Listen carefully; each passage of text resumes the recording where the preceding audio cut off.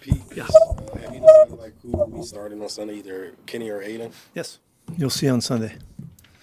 I know you said both to play. Is there like a rotation in mind? Is it just seeing how they go? What is the plan for that?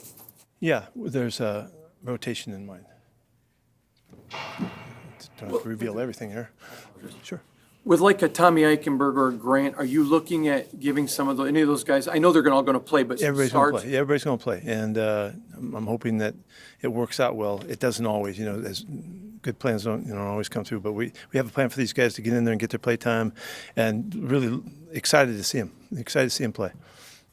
Can you describe the energy of practice through this week, just knowing it's the final game, it's not the season that you guys have hoped for, but still want to go out on top? I really think you guys would be surprised at what these guys are like.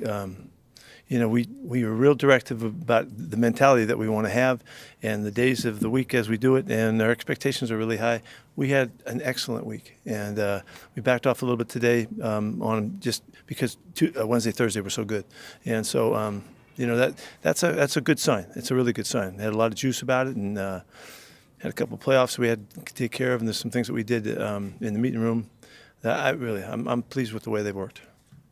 You've always been a proponent of learning. I mean, every day is a learning experience. What have you learned from this experience this year? That's a good question. What have I learned? How much I don't like it? Yeah. How disappointed that I could be. I've never even dreamed it would be like this. So.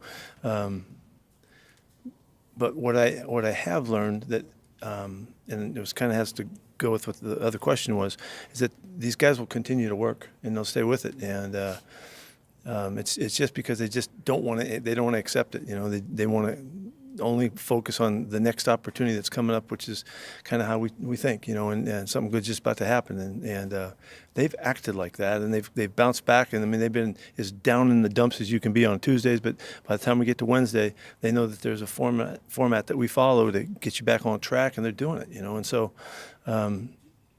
I could see teams really being in trouble right now. I could see guys, just going south on you. And we all know stories of that. That's happened for years. These guys didn't do that. These guys are still going.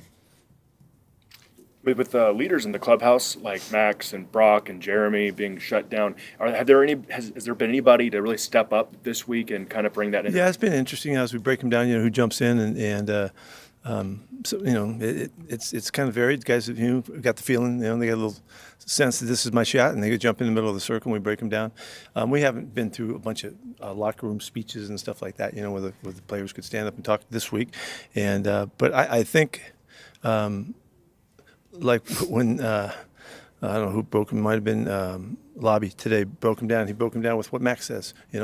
And I think that's respect. And the guys all they all like that, and because Max is still included and Gino's still included and Chin, we're taking them with us, and so there's a sense, of connectedness that shows through whomever speaks, and so it's pleasing from the coaching perspective in that regard. Do you have a status on Adam Butler and whether he plays or not? How excited are you for Tonka and JD to get their opportunities? Yeah, those guys will get to play a lot. Adam's he's got it's kind of wavered as it's come out. He got hit pretty hard in his bicep and it hasn't quite responded yet. He doesn't have all this feeling in his fingers and all that. So he's not playing in this one. But it is a really good opportunity for those guys. They'll get feature time and they got to come through. And so we're looking forward to that. When you get to a last game of the season, guys have personal milestones. Like Ashton has 1,000 yards potentially to get things like that, career highs for guys. How important is that to try to allow players to reach those? I'm competing to get all those numbers knocked out. If we could do it, I'd love to do that, and I'd love nothing more for the offensive line to get that done for Ashton, and so. But we have them in mind, and you can't help it. But that's one in particular that's kind of Owen's been kind of a firm status goal for guys for years in running the football, and I hope we can knock that out. He's going to have a huge game, obviously, to do that.